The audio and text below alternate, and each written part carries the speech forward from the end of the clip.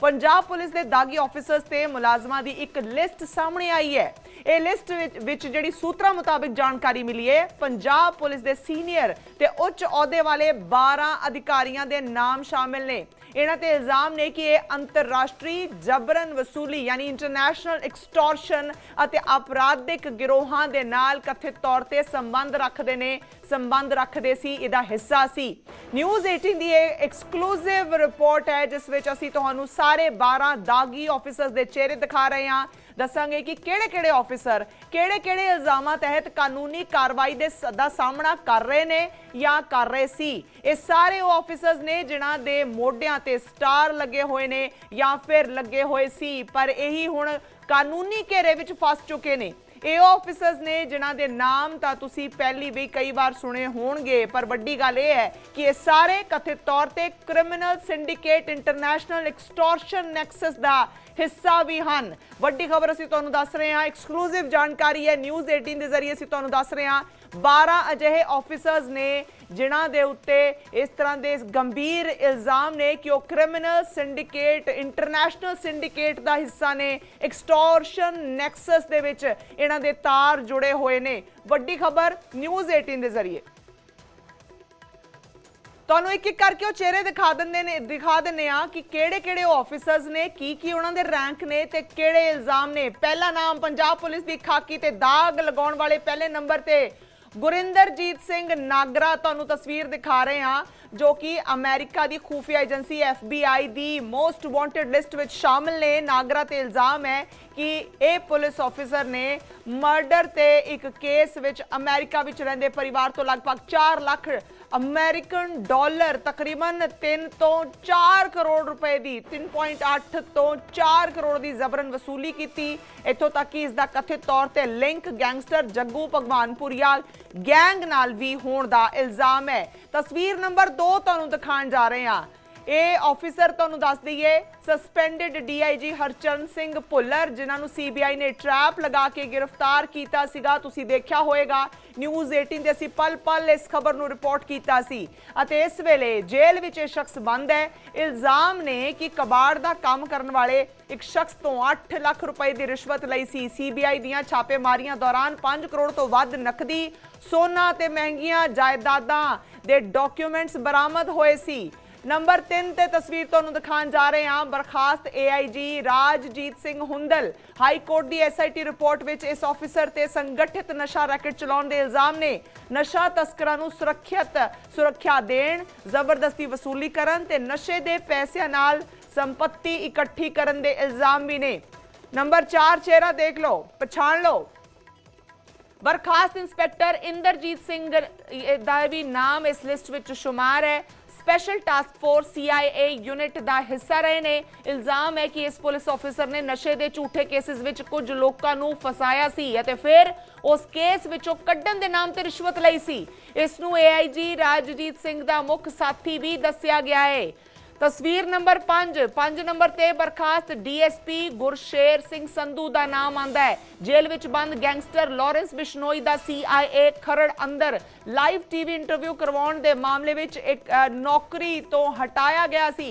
Vigilance जांच विच 26 लाख की कानूनी आमदन के मुकाबले 2.5 करोड़ के खर्चे का सामने आए सी कि आमदन तोड़ी 26 लाख रुपये है ते खर्चा तोड़ा 2.5 करोड़ तो भी उत्ते दा। सो ये आमदन तो वध खर्चा दा केस भी इस शख्स ते। साबका AIG अगली तस्वीर आशीष कपूर दी भी पंजाब पुलिस के दागी ऑफिसर्स वाली इस लिस्ट विच शामिल ने। इल्जाम है कि 2016 में एक महिला कैदी के परिवार नूं जमानत दिवाउण दे नां ते रिश्वत लैण दी गल कही गई सी। 1 करोड़ रुपए की रिश्वत मंगी गई सी। चेहरा नंबर 7वें नंबर ते DSP इंटैलीजेंस पवन कुमार 2016 के कथित जबरदस्ती वसूली वाले मामले दौरान SHO जीरकपुर सी। इल्जाम है कि 1 करोड़ की रिश्वत के हिस्से के बदले एक मुलजम नूं बेकसूर घोषित किया गया सी। एक होर चेहरा तुहानूं दिखाण जा रही हां। चेहरा नंबर 8 जीरकपुर थाने के ASI हरजिंदर सिंह भी इस लिस्ट में शामिल ने। इल्जाम है कि AIG आशीष कपूर ਲਈ ਵਿਚੋਲੇ ਵਜੋਂ ਇਹ ਸ਼ਖਸ ਕੰਮ ਕਰਦਾ ਸੀ ਤੇ ਪੀੜਿਤ ਪਰਿਵਾਰ ਤੋਂ 1 ਕਰੋੜ ਦੇ ਦਸਤਖਤ ਸ਼ੁਦਾ ਚੈੱਕ ਲੈ ਕੇ ਨਿੱਜੀ ਖਾਤਿਆਂ ਵਿੱਚ ਪਾਏ ਗਏ ਸੀ। चेहरा नंबर 9 अमरदीप सिंह बॉक्सर जो कि बर्खास्त पीएपी मुलाजम है ते इल्जाम है कि पाकिस्तान समर्थित अंतरराष्ट्रीय हेरोइन गिरोह ਦਾ ਮੁੱਖ ਆਯੋਜਕ ਇਸ ਨੂੰ ਦੱਸਿਆ ਗਿਆ ਹੈ। ਭਾਵੇਂ 2021 ਵਿੱਚ ਬਰਖਾਸਤ ਹੋ ਗਿਆ ਸੀ ਪਰ 2022 ਤੋਂ ਬਾਅਦ ਉਸ ਦੇ ਨੈਟਵਰਕ ਨੂੰ ਤੋੜਨ ਦੀ ਕਾਰਵਾਈ ਹੋਈ ਹੈ। ਚਿਹਰਾ ਨੰਬਰ 10 ਪੰਜਾਬ ਵਿਜੀਲੈਂਸ ਦੇ ਮੁਖੀ ਦੇ ਰੀਡਰ ਜਿਹੜੇ ਸੀ ਓਪੀ ਰਾਣਾ ਜੋ ਕਿ ਇਸ ਵੇਲੇ ਪੁਲਿਸ ਦੀ ਗਿਰਫਤ ਵਿੱਚ ਨੇ, ਉਹਨਾਂ ਤੇ ਇਲਜ਼ਾਮ ਹੈ ਕਿ ਗੁਪਤ ਫਾਈਲਾਂ ਲੀਕ ਕੀਤੀਆਂ ਗਈਆਂ ਨੇ। ਵਿਜੀਲੈਂਸ ਜਾਂਚਾਂ ਨੂੰ ਰੋਕਣ ਤੇ ਭ੍ਰਿਸ਼ਟਾਚਾਰ ਮਾਮਲਿਆਂ ਨੂੰ ਪ੍ਰਭਾਵਿਤ ਕਰਨ ਲਈ ਰਿਸ਼ਵਤ ਲਈ ਗਈ ਹੈ। ਸੋ ਇਹ ਰੀਡਰ ਓਪੀ ਰਾਣਾ ਵੀ उस लिस्ट विच शुमार है, करप्ट पुलिस ऑफिसर्स की लिस्ट विच शुमार है। तस्वीर 11वीं दिखाने जा रहे हैं। इस तरह विजिलेंस ब्यूरो के ASI गोपाल सिंह ते इल्जाम है कि एक नागरिक तो सरकारी कागजी कार्रवाई FIR प्रक्रिया लई गैर कानूनी रकम की मांग की गई तां जो सख्त धारावां नाल जोड़िया जा सके केस नूं। तस्वीर नंबर 12 ASI हरपाल सिंह ਨੂੰ ਮਾਰਚ 2025 ਵਿੱਚ ਵਿਜੀਲੈਂਸ ਦੇ ਟਰੈਪ ਲਗਾ ਕੇ ਗ੍ਰਿਫਤਾਰ ਕੀਤਾ ਸੀ। ਇਲਜ਼ਾਮ ਹੈ ਕਿ ਸ਼ਿਕਾਇਤਕਰਤਾ ਤੋਂ ਪੁਲਿਸ ਜਾਂਚ ਵਿੱਚ ਪੱਖ ਕਰਨ ਦੇ ਬਦਲੇ ਯਾਨੀ ਫੇਵਰ ਕਰਨ ਦੇ ਲਈ 20,000 ਰੁਪਏ ਦੀ ਗੈਰ ਕਾਨੂੰਨੀ ਰਕਮ ਲਈ ਸੀ।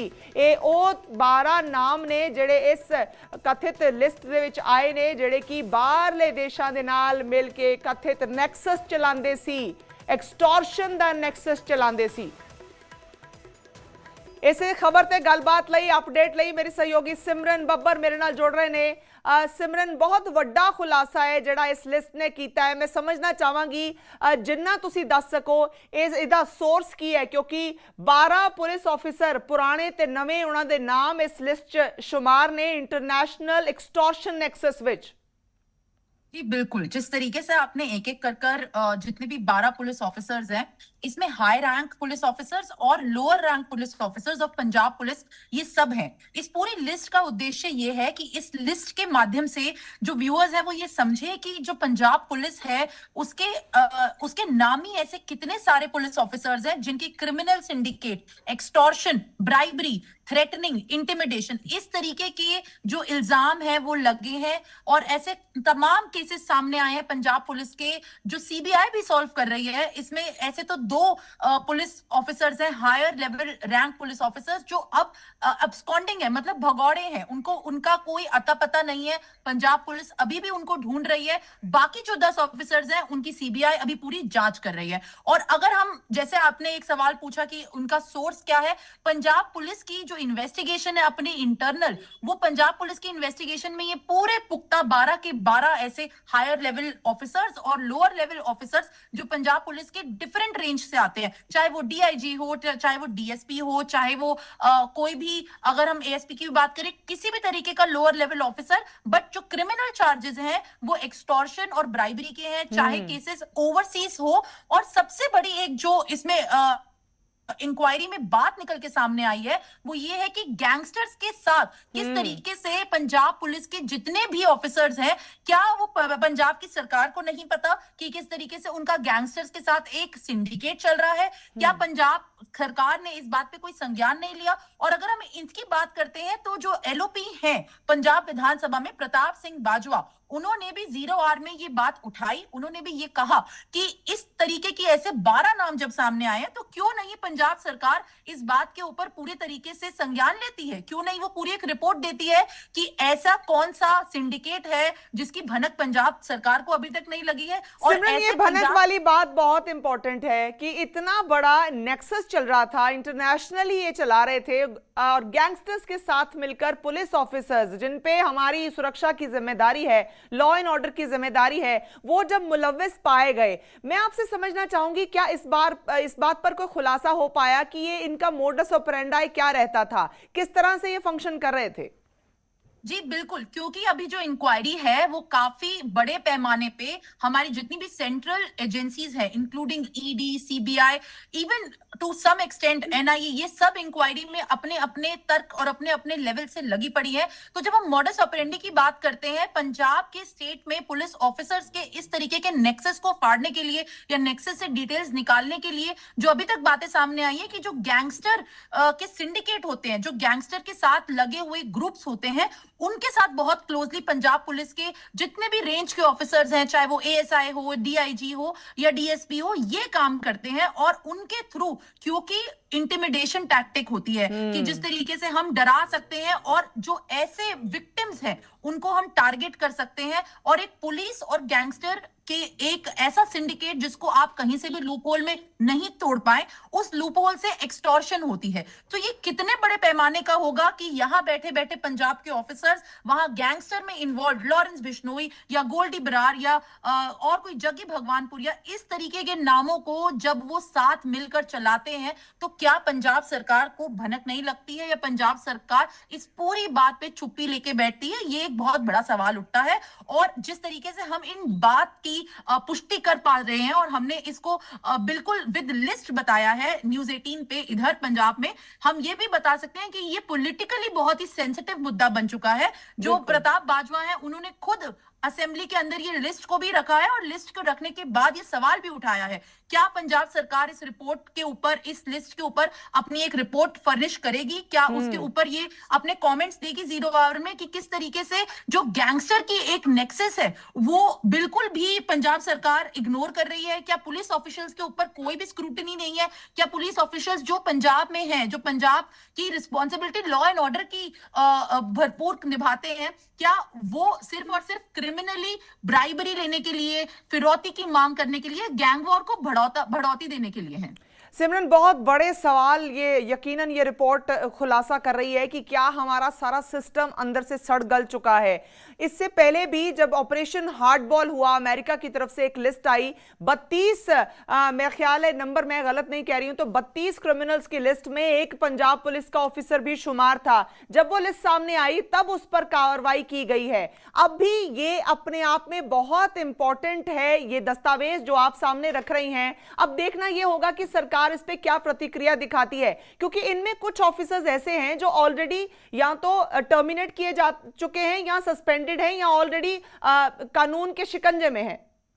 जी बिल्कुल, जैसे आपने नागरा की बात की, जो होशियारपुर की एक डिस्ट्रिक्ट के अंदर एसएचओ थे, सबसे बड़ी बात तो तब हुई जब एफबीआई ने इस बात का इंडिक्टमेंट किया कि नागरा का किस तरीके से इस पूरे गैंग वॉर से रिलेशन था, और वो एक टिप ऑफ था इन पूरे सिंडिकेट को एक्सपोज करने के लिए। और पंजाब पुलिस में नागरा तो एक छोटी कड़ी थी। जो बात सामने निकल के आई कि ऐसे तमाम पुलिस ऑफिसर्स हैं, चाहे आप किसी भी रैंक की, किसी भी पोस्टिंग की बात कर लीजिए, पंजाब पुलिस के इस लॉ एंड ऑर्डर सिंडिकेट के अंदर ऐसे तमाम नाम सामने आए जो एफबीआई के भी रडार पर हैं। और क्यों है वो एफबीआई के रडार पर? क्योंकि ऐसे गैंग वॉर के पीछे इन सारे ऑफिसर्स का कहीं ना कहीं फिरौतियों की मांग पे, कहीं ना कहीं इंटिमिडेशन टैक्टिक्स में लेना देना है। और जब एफबीआई ने इस बात का खुलासा किया तो ये भी बताया कि जो सरकार है पंजाब की, वो किस तरीके से इनको फिर भी रिक्रूट करके बैठी है। और तभी यहां पर जब सीबीआई ने इंक्वायरी शुरू की तो एफबीआई की उस रिपोर्ट को, एफबीआई की उस इंटेलिजेंस रिपोर्ट के ऊपर भी बहुत ही संज्ञान तरीके से ठीक है सिमरन, सवाल तो पंजाब पुलिस पे भी बहुत बड़ा बनता है कि ये सब चीजें जो न्यूज़ 18 पर हम दिखा रहे हैं, ये कथित लिस्ट जो हम दिखा रहे हैं,